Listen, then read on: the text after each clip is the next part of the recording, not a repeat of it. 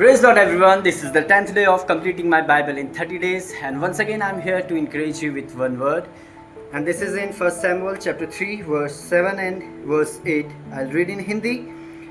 उस समय तक समूएल यहोवा को नहीं पहचानता था और न यहोवा का वचन ही उस पर प्रकट हुआ था। फिर तीसरी बार यहोवा ने समूएल को पुकारा और वह उठ के एली के पास गया और कहा, क्या आज्ञा? तूने तो मुझे पुकारा है। तब एली ने समझ लिया कि इस बालक को यहोवा ने पुकारा है, इसलिए एली ने समूएल से कहा, जा लेट रह, और यदि वह तुझे फिर पुकारे तो कहना, हे यहोवा कह, क्योंकि तेरा दास सुन रहा है।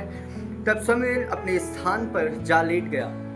हालेलुया। इस वचन को, इस इंसिडेंट को हम लोग सब भली भांति जानते हैं, जब हन्ना अपने पुत्र समूएल को यहोवा के लिए अर्पण करती है और समूएल जो है परमेश्वर के दर्शन को प्राप्त करता है, परमेश्वर की आवाज़ को वह सुनता है, परमेश्वर उसे पुकार रहे होते हैं। पहली बार पुकारता है, वह एली के पास जाता है, दूसरी बार पुकारता है, फिर एली के पास जाता है, इसी प्रकार तीसरी बार भी वह एली के पास जाता है। और एली जो है इस बात को समझता है कि उसे परमेश्वर ने पुकारा है, क्योंकि उस भवन में एली के अलावा और कोई नहीं था, जैसे कि हम वचन में देखते हैं। और तब वहाँ पे समूएल अपने बिस्तर में जाता है और परमेश्वर की आवाज़ जब दोबारा उसके पास आती है तो वह कहता है, बोल, क्योंकि तेरा दास सुन रहा है।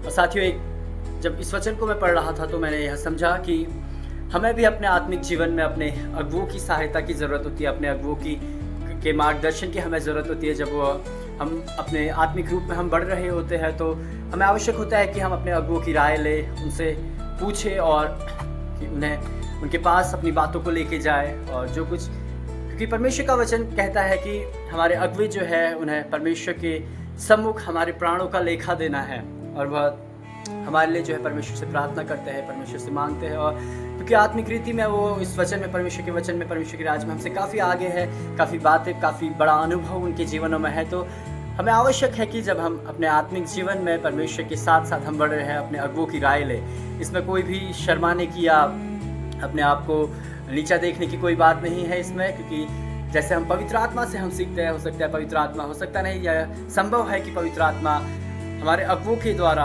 हमसे बातें करे, हमारे अगुओं को हमारे जीवन का मार्गदर्शन दे। तो मैं आप लोगों को उत्साहित करना चाहूँगा कि परमेश्वर के वचन में निरंतर बने रहे, और जहाँ कहीं आपको समस्या लगती है परमेश्वर के वचन को समझने के लिए, और अपने जीवन में जो परिस्थितियों से आप जूझ रहे हैं उनका हल आपको नहीं मिलता है, तो हम अपनी प्रार्थनाओं को अपने नम्र हृदय के साथ परमेश्वर के सम्मुख जाए, परमेश्वर के अगुओं के सम्मुख जाए, उनसे पूछे कि मेरे जीवन में ऐसी ऐसी बातें घट रही है, इसका क्या अर्थ है, इसका क्या मतलब हो सकता है। वो आपके लिए प्रार्थना करेंगे, उन समाधानों को निकालेंगे और परमेश्वर के इस मार्ग में बढ़ने में, आगे की ओर बढ़ने में आपकी सहायता करेंगे।